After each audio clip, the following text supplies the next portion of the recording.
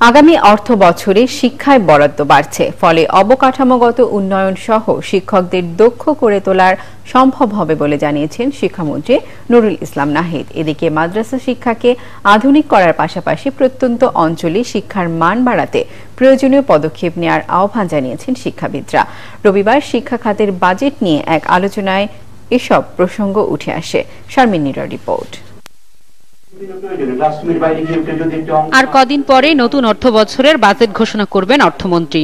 শিক্ষায় বাজেট নিয়ে বরাবরই অসন্তুষ্টিতে ভোগেন মন্ত্রী সহ সংশ্লিষ্টরা। ইউনেস্কোর সুপারিশ অনুযায়ী শিক্ষায় বরাদ্দ থাকতে হবে জিডিপি 6%, কিন্তু গেল কয়েক বছর ধরে শিক্ষায় বাজেট 2-এর ঘর পেরোতে পারেনি। তাই বরাদ্দ বাড়ানোর পাশাপাশি শিক্ষার মান, বিশেষ করে মাদ্রাসা শিক্ষাকে যুগোপযোগী করার প্রস্তাব দিলেন শিক্ষাবিদেরা।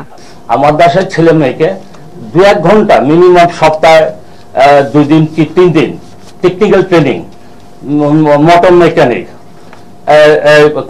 গার্মেন্টসের কার্পেন্টার হিসাবে, কম্পিউটার শেখা, কম্পিউটার ইঞ্জিনিয়ার, সে আমাদের দায়িত্বটা নিতে হবে।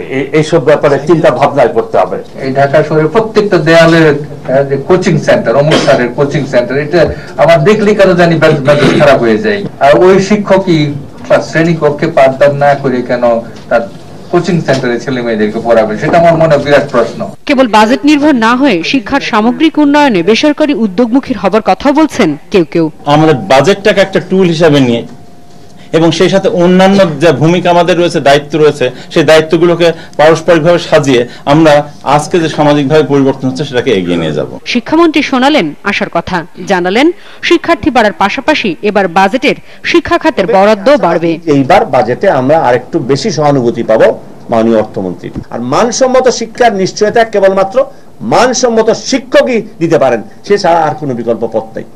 আমরা মানসম্মত শিক্ষা দেওয়া খুবই ডিফিকাল্ট। আগামী কয়েক বছরের মধ্যেই জিডিপি 4% শিক্ষা খাতে বরাদ্দ হবে বলেও আশা শিক্ষামন্ত্রীর। যেন অদূর ভবিষ্যতে আমরা 4% পাইতে পারি। শারমিন নীরা, 71, ঢাকা।